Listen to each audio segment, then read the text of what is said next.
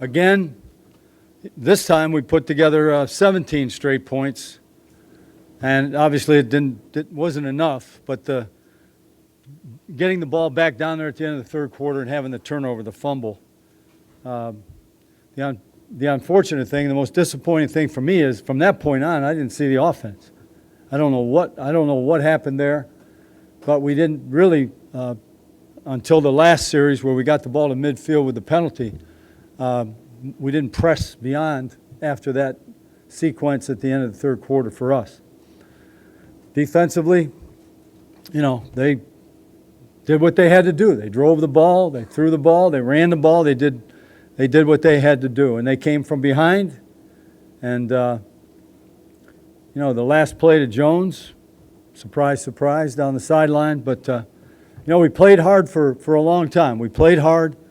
I would have definitely come in front of you and said it was an improvement over the first game. We ended up with a turnover, which really hurt us. We've been doing a superb job of taking care of the ball. And, sliding up in there, trying to make a play and coming around the edge from behind. And Eli did not obviously see the player from behind, and the ball came out.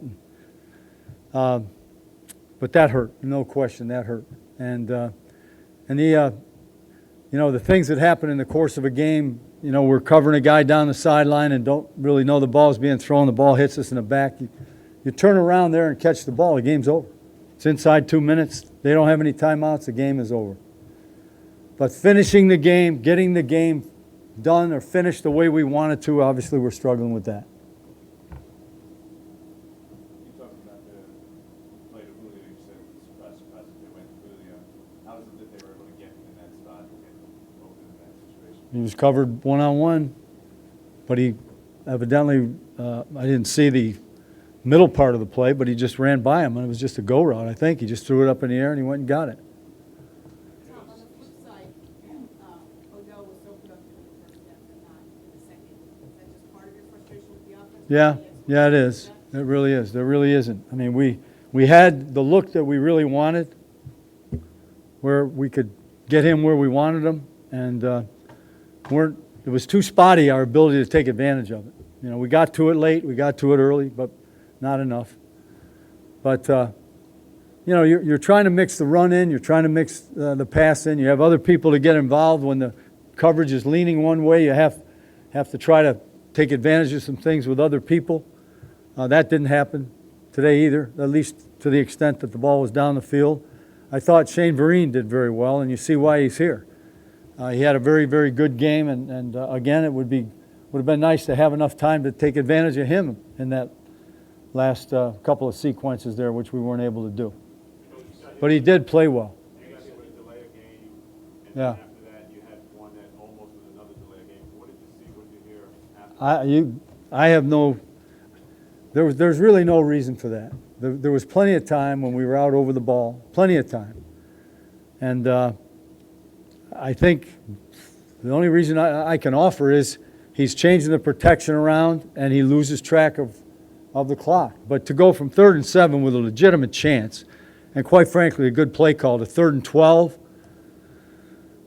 and at that point in time, let's face it, we had lost Flowers and they had their ears pinned back because we were throwing the ball. And anytime you get out of a sequence where you can mix or screen or something like that to help you, they had edge rushers that were very good. The Beasley kid's very good.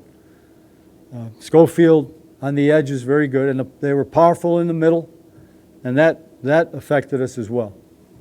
You said you didn't know what happened with the offense after that fumble.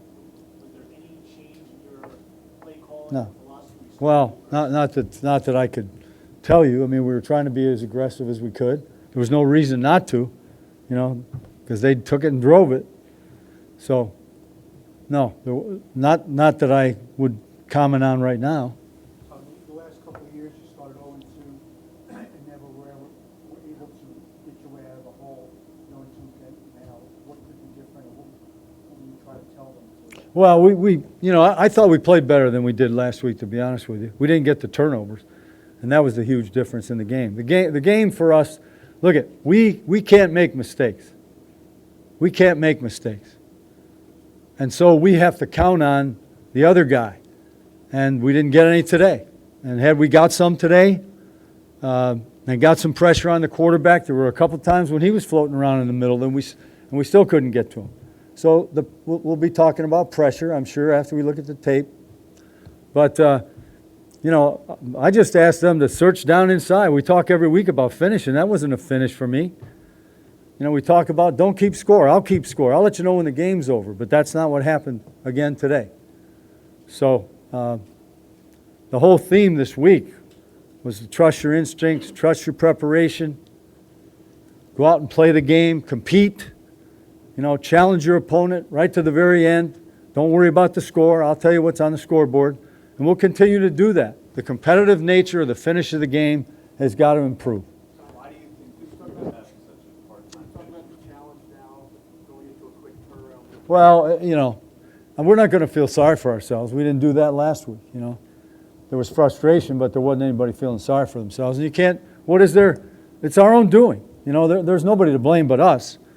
So, maybe it's better for us to jump right back in.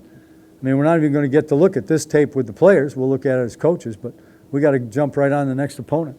Why do you think this group is having such a hard time finishing the drops, the delay games at the end of the game? We haven't had that. We haven't any delay games. Don't make it a generalized. There was one today. It's not generalized. The errors at the end of the game, 2 weeks in a row now. Is there any way you can explain it? I thought there were more errors in the beginning of the game in terms of, you're talking about penalties or what in addition to the delay of the game do you want me to comment on? You had passes that were catchable. Larry Donnell, Preston Parker there at the end. Well, Larry Donnell probably would have had to, he probably would have had to gather better, which he didn't. And, had he caught that, that would have been a great play. He didn't make it. He didn't make the great play. The play was, you say it was there, it was a high ball. He had to go get it. He didn't do it. One more question. For 2 games, how do you evaluate Eli? Is it a moment you need your quarterback to lift your team? He's been unable to do it so far this season. Well, he'll get better. He'll improve. There are times when it's tremendous, and then other times when it's not. And I'm frustrated like you are in terms of at that point in time, that's when all the engines have to be going full speed, not the other way around. And had the ball been caught down the middle or had the ball been caught on the outside, we had the ball at the 50, so therefore even the one to Donnell goes down inside the 20. Okay, last one. Any on Flowers or The only thing I can think of with Cromartie was the protocol. He has to go through the protocol. And Flowers I hope it's not going to be a continuous thing that bothers him all year long, but it's the ankle.